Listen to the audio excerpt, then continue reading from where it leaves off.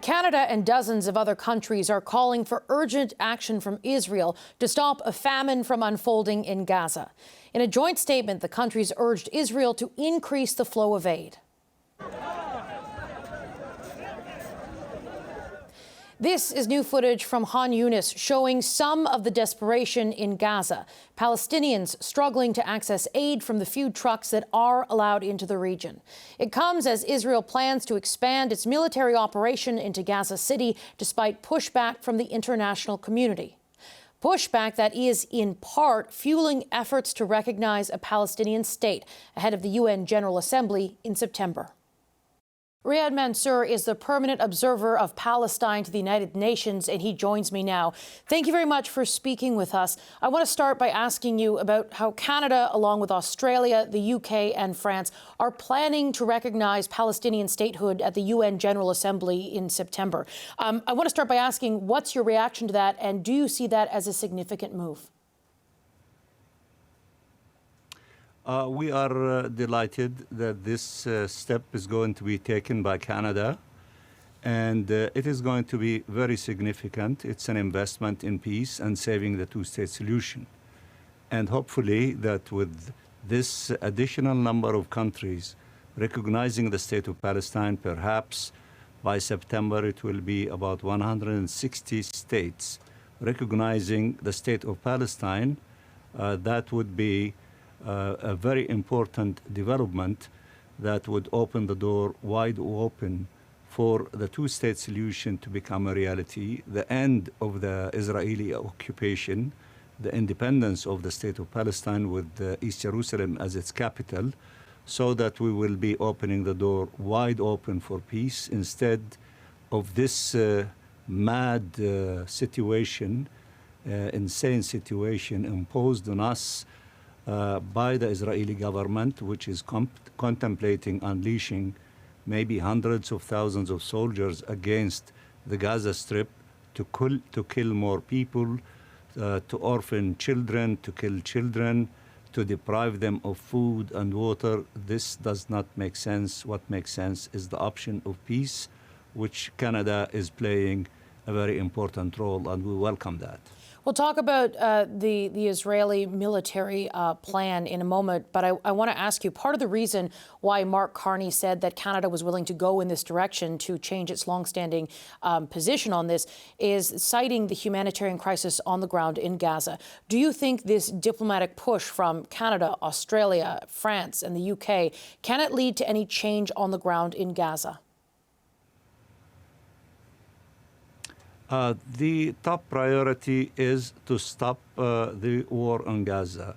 There is a global call, including all the countries that you mentioned, are calling for an immediate ceasefire and to allow for humanitarian assistance to reach all parts of the Gaza Strip to scale and to begin the process of the reconstruction of Gaza and to open the door for peace, for hope, for the two-state solution to become a reality. Now, Canada made its announcement, but it came with conditions, including that the Palestinian Authority must commit to an election in 2026, Hamas can have no role in that, and that a Palestinian state must be demilitarized. Are those conditions laid out by Canada, are they realistically achievable? Well, you see that the international community is doing its part by abiding by international law and UN resolutions and the concept of the two-state solution. From our side, we are abiding by our obligation, which was reflected in letters that our president sent to many leaders in Europe, in Canada, and Arab leaders. But what we don't see is commitment from the Israeli side to stop the violence by the settlers, the extremists who are also in the government, such as Ben Gvir and Smotrich. And I believe that we should put conditions on the Israeli government to accept the two-state solution, to accept to withdraw from the occupied territory, and to accept not to have such extremist elements to be, in charge in the government of Israel, so that to strengthen all forces seeking peace through peaceful methods and seeking, having a conducive environment for, peace in the Middle East and for people to live in tranquility and accepting each other and all countries, and not to resort to violence and killing as we see it in this massive, horrific scale in the Gaza Strip. Israel and the U.S. have both criticized Canada and these other Western allies for planning to recognize Palestinian statehood, saying that essentially it is a reward for Hamas after leading the October 7th attacks. Do you think that pushback from the U.S., from Israel, could be enough for Canada or others to abandon plans to recognize Palestinian statehood? I hope not. I believe that Canada was contemplating this issue for a long period of time, from the time of the Madrid conference, in which Canada was in charge of the refugee committee in preparation for the accomplishment of peaceful settlement at that time. Canada was involved. I personally was involved in meeting many times in the foreign ministry with officials, with members of parliament, discussing, all elements that would convince Canada to invest in peace and saving the two-state solution at the beginning of the process, since this is going to be the end game, instead of waiting until, that there is an agreement and then therefore to recognize the state of Palestine. I think that Canada is making the right decision. I think that Canada, after long time exploration of this issue, came to the correct conclusion that it wants to join almost the great majority of nations in investing in saving the two-state solution by recognizing the state of Palestine, and hopefully by securing membership for the state of Palestine at the United Nations, which is the objective of the partition plan in 1947, which the General Assembly adopted in Resolution 181, that called for the establishment of two states in Palestine after the end of the British mandate. I think that now we are on the verge of completing the other part, which was not completed since 1947, 48, 49. One state came into being and was admitted to the United Nations. The other state is about to be admitted if we can succeed in not having any country to cast a veto on our application in the Security Council, and to recommend the admission of the state of Palestine to the General Assembly. And in the General Assembly, we have a massive, overwhelming majority to welcome and to endorse the recommendation from the Security Council. But do you think that's a realistic possibility?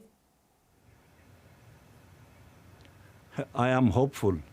I think it is realistic. Why not? When we have about 160 countries recognizing the state of Palestine, why should it not be a member of the United Nations?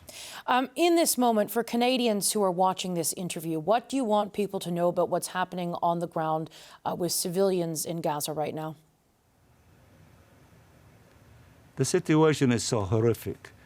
And, we invite, as I invited, members of the Security Council the other day, go to Gaza, see the reality as is. Take with you 100 journalists, independent journalists from all corners of the globe.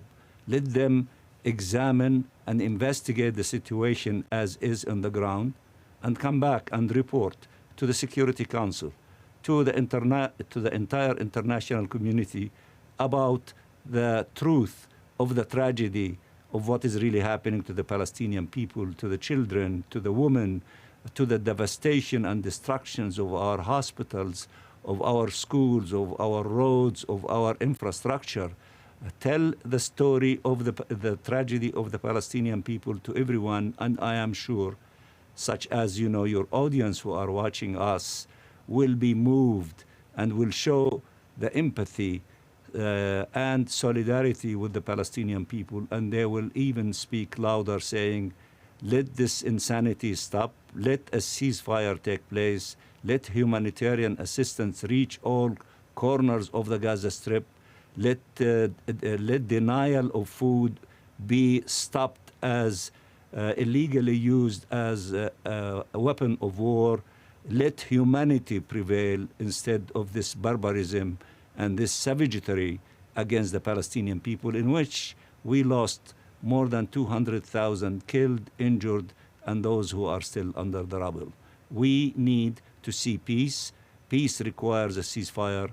Peace requires accepting the other, and in this case, accepting us as, belonging to the land of the State of Palestine, composed of the West Bank, the Gaza Strip, and East Jerusalem, to begin a new chapter in our relationship with our neighbors and in the region as a whole in the Middle East. We will open doors for development, for prosperity, for peace, for progress, and the limit is the skies. Israel's prime minister has denied there's a starvation crisis in Gaza right now. He claims that the images of starving children that so many people have seen are fake. And, he says that Hamas is hijacking aid and that the planned military offensive is a way to free Gaza City from Hamas. What do you say to those claims from Benjamin Netanyahu? I say two things, If he is so sure of himself, how come he is not convincing a single soul from the international community, including Canada?